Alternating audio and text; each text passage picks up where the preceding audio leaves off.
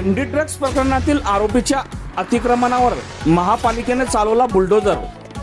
जळगाव शहरात चर्चेत असलेल्या एमडी ड्रग्स प्रकरणातील अटकेत असलेल्या एका संशयित आरोपीच्या घरावर अतिक्रमणावर महानगरपालिकेने बुलडोजर चालवत मोठी कारवाई केली। या कारवाईमुळे शहरात एकच खळबळ उडाली असून प्रशासनाच्या भूमिकेची सर्वत्र चर्चा सुरू आहे। एमडी ड्रग्स प्रकरणात 6 जणांविरुद्ध गुन्हा दाखल करण्यात आला आहे। यापैकी 4 जणांना MIDC पोलिसांनी अटक केली असून 2 संशयित आरोपी अद्याप पसार आहेत।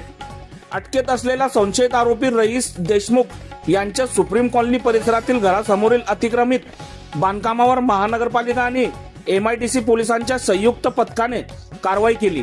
या मोहिमेत अतिक्रमणाखाली उभारण्यात आलेल्या 2 दुकाने जमीनदोस्त करण्यात आली। कारवाई दरम्यान पोलिसांचा बंदोबस्त तैनात करण्यात आला होता। कोणताही अनुचित प्रकार घडू नये यासाठी प्रशासनाने विशेष खबरदारी घेतली। सकाळपासून सुरू असलेल्या या कारवाईकडे परिसरातील नागरिकांचे लक्ष लागले होते। महानगरपालिकेचे उपायुक्त पंकज गोसावी यांनी दिलेल्या माहितीनुसार अतिक्रमण हटवण्याबाबत MIDC पोलिसांकडून अतिक्रमण विभागाला पत्र प्राप्त झाले होते व त्यानंतर संबंधित बांधकामाची पडताळणी करून नियमानुसार ही कारवाई करण्यात आली। दरम्यान या प्रकरणातील इतर आरोपींच्या मालमत्तांवरील अतिक्रमणाचाही तपासणी सुरू असून नियमबाह्य बांधकाम आढळल्यास त्यांच्या विरोधातही कारवाई करण्यात येणार असल्याचे व्यक्त केले जात आहे, ज्यामुळे पुढील काही दिवसात आणखी अशाच धडक कारवाया होण्याची शक्यता वर्तवली जात आहे। बघत रहा MH19 न्यूज।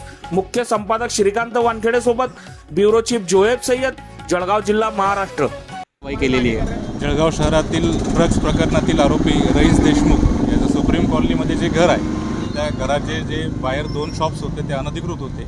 यामध्ये पोलीस विभागाकडून आम्हाला पत्र प्राप्त झालं आहे यांच्या अनधिकृत दुकानांवरती घरावरती कारवाई करण्याबाबत।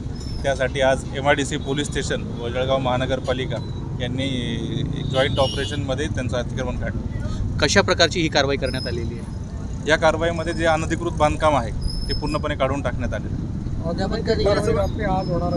आज रात्री कारवाई नाही होणार। आता पुढील ऍक्शन काय असेल आपलं? पोलीस विभागाने सर्व 6 आरोपींच्या नावानुसार पत्र दिले मनपाला।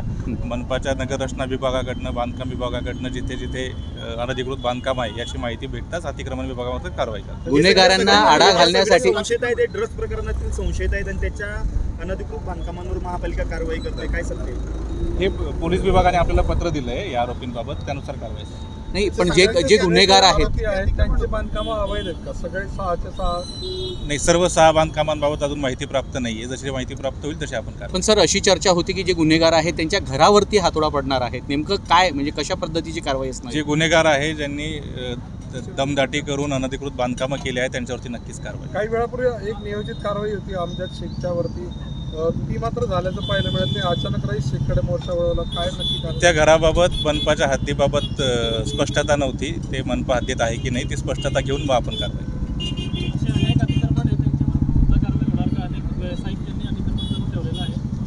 जे व्यावसायिक अतिक्रमण आहे त्यांच्यावरती मनपामार्फत नक्कीच कारवाई